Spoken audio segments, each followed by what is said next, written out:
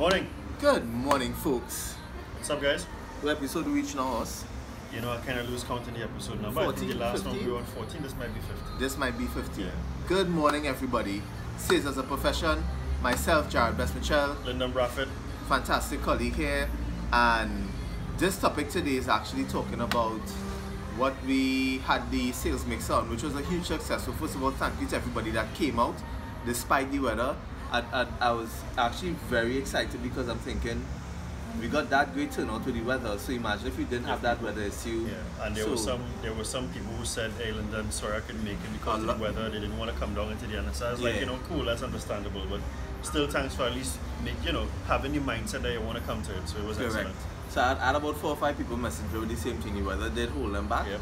So now I think what we need to do, which is I think was different from the first one where we actually spoke about the topic, is that I think we need to do that for the next one and have topics of discussion. That's correct. Where we could touch base on for everyone, because I think that's really going to help us push with the entire base. We want to definitely keeping a theme seems to be a good area, and if you guys have ideas as to what you want us to talk about too, we'll shoot us the information or the request, and we'll give it some consideration. Let us know.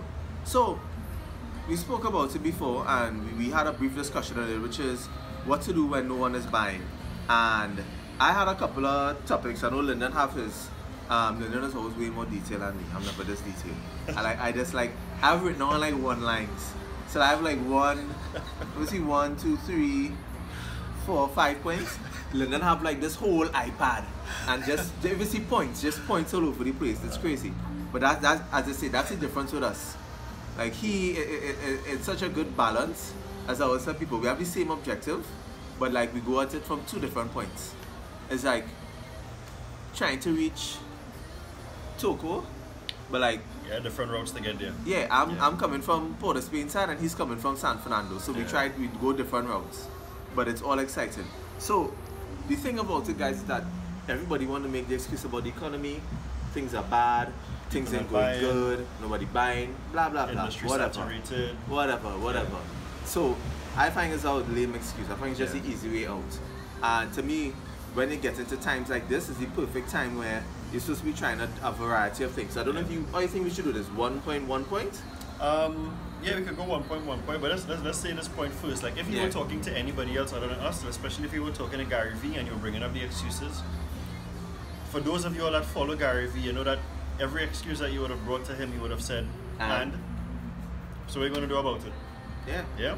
So you have to figure out exactly as to what you're going to do about it. And I'll let Jarrod, you can shoot first with your first point, and then we'll come in. Cool. Yeah. Then we'll come in after with another point. So yeah, you can start first. Yeah. I'll tell you. So here's my first thing. First and foremost, guys, is that when it is that Trina down 100, when it is that the economy now, and you're saying that people not buying, one of my first things to do is to stop doing things how you're doing it right now. And I'll say it in a 50-50. So like, it's the perfect time to experiment, which is essentially what I want you guys to do. So if it is that you find sales might be slow, you're not getting as much customers as possible, and you have a customer base, it's the perfect time to get your customer base and pick somebody to experiment something with. If there's a crazy idea you're trying to do, either to provide more value or to increase your revenue per customer, now is the perfect time. Because the thing is, you're able to risk something so quickly that if it doesn't work out, you can change it. Yes. But at the same time, you have to pick the exact customer that you want to do it with too, because you don't want to pick a customer that, if you experiment something, you piss them off and you might lose them. But at the same time, you want to pick somebody that you have a good relationship with and they understand what you're trying to do, which is to provide value to them. That's correct. So the first thing you're supposed to do in this type of economy is stop doing things the same way. Look in terms of what your process is. Look in terms of how you can improve stuff. Maybe something you're doing is not working for your customers anymore. Now is the time to look over your entire process and stop doing things the same way. That's correct. Figure out a different way to provide value. Yep. That's just my first point. Yeah, and well, that covers, because as much as Jarrod spoke about my plethora of points, right? He actually touched on the same point that I had as number 1, right? Which was adjust your approach. All right. So the second one I would want to mention here is that, of course, you have to kind of review your sales strategies, and that again also touches on your approach. But let me just jump to the economical side. It says review your portfolio, right? Because you may be carrying you may be carrying a particular product line that you would have seen that is already dwindling. So if it reaches a point where customers think that they don't need it anymore, then you need to figure out as to what else is that you need to put inside of there. So you have to look at adjusting your service offerings, product, solution, or otherwise, as to how you want that to now be enhanced. A lot of the times what I have seen is I've seen people now incorporate. So things where customers used to pay for this, this, and this, all of a sudden, it's all inclusive. Yeah. You know? And it makes it easier for the customer to buy, because the customer say, all right, okay, well, great, because I want it all the time. So instead of now paying, you pay for this one, then you pay for that, and you pay for the other thing. You offer one thing altogether, and it makes it easier for the customer to say, all right, well, then that's the kind of service I'm looking for. Let me just take it. So look at your product offerings at the same time, in relation to adjusting your approach with from the economical side and also from your sales approach side. Very true. So my next point is, as they speak about that, which is, again, this is just flowing, because we haven't rehearsed this, folks, by the way. Like, we have our points. We kind of shared it via email, but like we haven't gone into it in like detail. Right. So my next point flows directly from his point, which is, you now need to check in with your customers. Yes. Check the pulse of your customers. What's happening with them right now? Right. Because the thing is, you want to make sure, okay, there's some companies, because of what's happening, might honestly fold up. Might some companies to retract into a shell. You literally want to find out with the customers and ask them, hey guys, what's happening y'all now with this economy? What are your objectives? And not objectives with regards to your products yet. I want you to check in so you can understand what your customer priorities are. When you see where your customers' priorities are, it lets you know where you stand with them, and lets you kind of put in a better picture what value can you add to them. Because I will tell you, in a lot of cases, given the experience that you have in the industry, the reason why it's valuable to check in is that your customer might be telling you about an issue that they are having, and you'll be like, I know somebody who can help you with that. And you're adding value in a totally different way that would pay off. Or you can even check over in terms of the existing portfolio and be like, oh no, our product can actually help you and do that. So trust me guys, check in with every single customer, not just your top revenue. Every single customer in your portfolio, make it your objective to check in with them. Alright, so then again, so that just jumps straight into our point in terms of reviewing your accounts. Yeah. So you go through your accounts base, and that was, I was looking at that from the economical side, because you get a challenge with the Wakaman. Yeah. Right? And the thing is, are you targeting the right customers? Because again, if it is that you're now going to look at changing up your portfolio, you now need to also look at who, if it is that you're bringing in a new product line to take care of, let's say, your low-hanging fruit business, or you want to give for some medium-type business, are you actually targeting those particular customers? So understanding the value proposition, especially from the customer's end, is real important, because you now want to be able to know that you're pinpointing the right people. Thumbs up from Trina. So she loves what she agrees with what we are saying.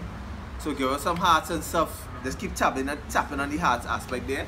So yeah, correct. And I agree with you on that one, Lyndon. Like, you really need to adjust and look at everything. You really need to look at what's happening, because the important part to play in this is that if you have to look at what to do and nobody's buying, it means you have to pay attention to what your customer is paying attention to. Yeah. You really need to understand, okay, this is where my customer's focus is now, and I get my money from them. I need to see if I could fall in or align with that purpose.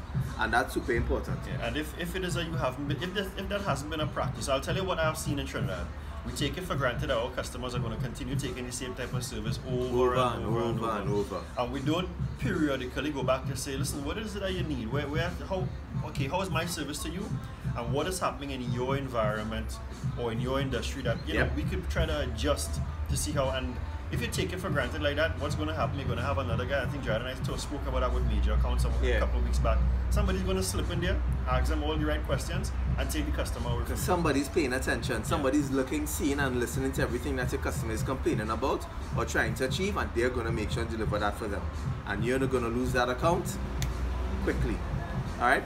So my next point is understand where your revenue is coming from as well. So I remember speaking to one of the larger water distribution companies down here, and I remember speaking to the IT and asking them, you know where your revenue comes from? And I mean that, do you have how segmented, and this is for large businesses, small, do you know exactly where your revenue comes from?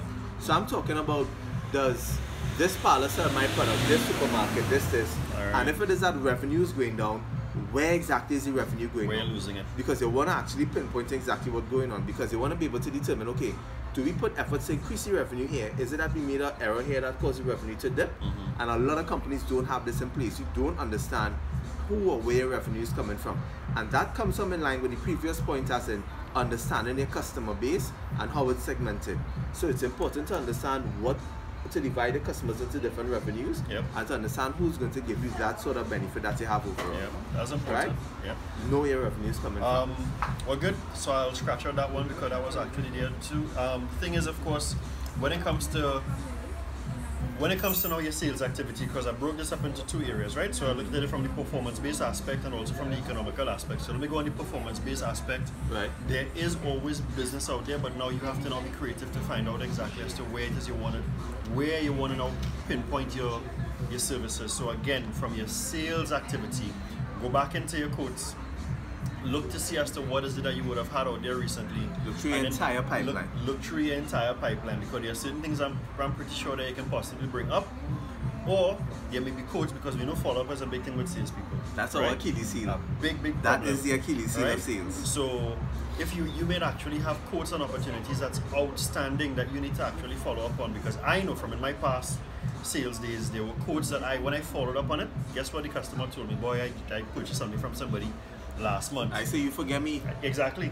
So I lose. Now I've won, but I've also lost a lot of opportunities because I didn't follow up in time. I didn't set a reminder on my phone or whatever it is to do the right follow-up. So from the performance-based side of things, excuse me, you have to make sure that you go back into your old quotes, and also look at your projected quotes. Let me just make one additional point here. Major accounts, right? So a company like Massey indicated to their entire organization that, listen, we know we're in a recession, but we're not participating in the recession. So what do you think that the message was going out to all the senior managers? You all have to figure it out. You all have to figure out how you get in the business. Can you give the viewers, I think for everybody who will be eventually watching this example, which I think is great. We spoke about in one of our previous episodes about when it says you only had 3 customers in a particular segment, when they really exploded. Can you give them, because that example allows you to know. That's perfect. So thanks for bringing that up. We only had 5 customers in a legal vertical market, right?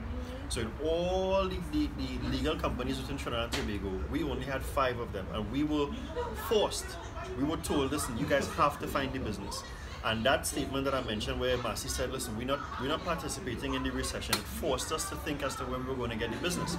So we were looking all over the place, and then one day I was just sitting down home and I said, but where is it? So let me just look through the portfolio, kind of going back to everything Jarrod and I started off the conversation on. And I realized that when I pulled up the list of legal companies in Trinidad and Tobago, against our 5, there were 323 others that we didn't even know about. You understand? Giving us a potential revenue of $11 million. So the business is there. So the business is there. It's just that we were so comfortable with our 5, and we felt good because they were kind of big name accounts too, right? Exactly. And blah, and this one and the other. And we were saying, we have legal companies, but really, there were legal companies between Port of Spain all the way to Chaguanas and San Fernando. Yeah, tons. And we didn't touch any one of them as yet. So there is a potential in terms of where your market is, but you have to really dig deep and try to look for it. Here's my curveball for everybody now. Sure. Throw a networking event. Yeah. And you might say, I don't see how a networking event might benefit help me based on my industry. So I'm gonna speak to specifically dentists and lawyers and doctors, because I don't know if you're aware, dentists, lawyers and doctors cannot advertise their business. No, I was not aware of that. They cannot advertise their business. However, you can do a networking event at your business and just keep speaking about what you do, because that's not advertising. Or talk about... That's bringing together existing customers. Or speak about things that you're seeing that's happening within your industry, and you invite people in. So I don't know if you notice. That's an excellent idea. Just having, and the thing is, like, I know there's a lot of like furniture companies. Like, you guys, I think, are poised in the best position to throw a networking event because you already have like the best layout ever. Yes. You probably have a big showroom space that you can do the event, have it there for free. You just really need to get a caterer. Yeah. And I will tell you this, we used to call it a lunch and learn when I was doing it at Massey, right? Right. And we would invite, different level staff, but it was all along the lines as to the services that we were trying to provide. And we never spoke about the product. we spoke about the problems that we were seeing happening in their industries, and you know what happened? Every time that we threw on, we closed at least one opportunity. And the cost, which covered the cost, it may have costed us $2,000 to have it, and we were able to surpass that in our gross profits and revenues. Just that one contract alone justified it. So you have the ability to bring your customers together and network. And like I'll give you an example. Okay, I'd love to call names. I do business. The chamber, because I'm a member of the chamber, I have this huge issue with them where they technically haven't thrown a networking event for the entire year. And that's not good. And my question is, and I kept asking them, I was like, it's so easy to throw a networking event. I would go and look for my largest membership base, whoever in the industry. If it's the insurance industry, the legal industry, whatever it is, whoever makes up my largest base, and I'll ask them, hey guys, which customers are you trying to get this year? You know what? I'm going to find them for you, and then I'm going to bring them to you. Simple, right? And we're going to do a networking event. And companies just not thinking on that level. And the thing is, with the networking event, you can theme it towards your customers, whatever challenges you think your customers might be experiencing. And that's why it's specific, because if I'm the chamber and I come and say, hey guys, we doing an event for people in the insurance industry towards this specific problem, and we inviting these people because we know you're the ones being affected, you're gonna get a huge turnout. Instead of just saying we just having a generic network event. No, we just want to make sure and add value. So a networking event, guys, just key. Big. I have one more point tonight, but I think you're gonna say the same point before I say it, because I know it. I know what it is. No, you go first, because no, that was my point. It's your point. Oh, that was now. All right, so let me just mention this to you, all right? Because this I think is the key. A lot of us, we would use all of the reasons as to why we can't find the business, but I'll tell you all this. Let me give you a quick short story. I was going through a particular period where I had a meeting coming up in 4 days, right? I had no sales, and it was maybe about 4 or 5 days remaining in the month, right? And I needed to figure out exactly how I was actually going to close business. And only because of desperation, and my back was against the wall, and it was 11:30 this night, something just switched on and it told me, go check the classifieds. I checked the classifieds, I created a text, right? And I sent it out, maybe over 50 text messages. And within the last 4 to 5 days of the month, I closed 4 deals. 3 of them closed within the month, and 1 started in the new month. So there is business out there, just how hard you're thinking to find it. You understand? So I was able to, my benchmark was at least 2 cars. I did 3. Commissions was nice, you know, but at the end of the day, I just had to think, and it's you know, it's funny. It was only because my back was against the wall that my mind was pushed towards thinking, and I've been trying to tell you guys, you don't have give to up when you're back against the wall. Get and creative. Sometimes start thinking like that. Start thinking desperately from the first of the month. Correct. Understand? Be that desperate every single month towards achieving your numbers. Yes.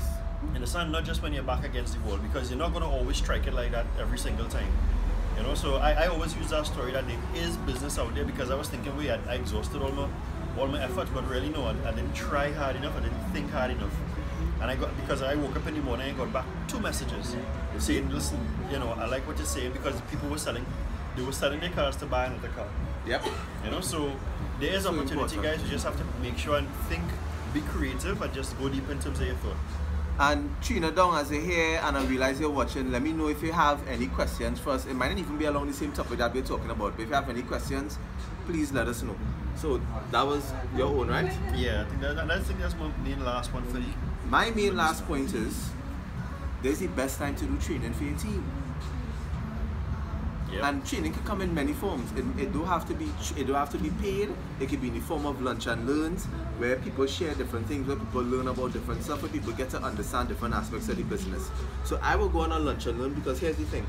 We keep speaking about a lot of the points is mostly internal, in my opinion, that you need to fix if nobody's buying. Yes. So that's why my honest concern is that you actually need to look at internal with your company. So you need to have different departments to start talking to each other to see what they could do to improve. Because there's the perfect time to improve your processes, make everything run smooth. There's the perfect time to put training for people, and training again is not certification. Training is just making sure everybody understands to the extent what the other person does. Yeah, right? That certification thing don't really mean anything else. I mean, like, you all know that. If I come in to buy something from somebody, I'm not going to ask them, let me see a sales certification in this thing. No, there are certain things, there are certain products or solutions that you need to be certified in. Yeah, but that's a whole different discussion. That's a whole different We're talking about it just right? in general. But there are certain things. I'm not trying to see how well this salesperson is certified in sales. Once they can deliver the value to me, that's exactly what I'm looking for. Once they're talking to me on a level where they understand, they're asking me the right questions, perfect. Yeah, problem solved. So guys, that is it for us. I hope these points were valuable. I hope these are points that, which I believe is things they can put to work very easily if it's a small organization, a medium size, a large, because it is things that you need to do now. Yes. I think what I get turned off with a lot of companies is this, just to wrap it up. You say the economy is bad, yet I haven't seen any massive layoffs as what people have described. There are layoffs. There have been some layoffs. I've not seen reduction in spending. People have shifted what they spend on. Yeah. I've not seen a reduction in spending because like we're here in Starbucks is full, right? All these other places is full. People have not shifted. It's just that what are you doing in order to make sure that you can get that person? So persons now they hold on to the money a bit more. They need the value. That's what you need to provide now, guys. So you need to look at everything internal and see what they can do to improve and do that. Value. Trina, not into sales, but I appreciate. Oh, lovely. Thank you so much. Right? So that is it for us for this episode, guys. Next week we'll bring you all. I think we need to start sending on the topic beforehand so you let people know. Sure. But of course, if you want to give us a topic, if you want to talk about something, you can message us all now. Message us and we'll make it a topic that we can talk about for everyone to learn from. Alright? This is The Profession, episode 15. Episode 15. Have a good Sunday, folks. Peace.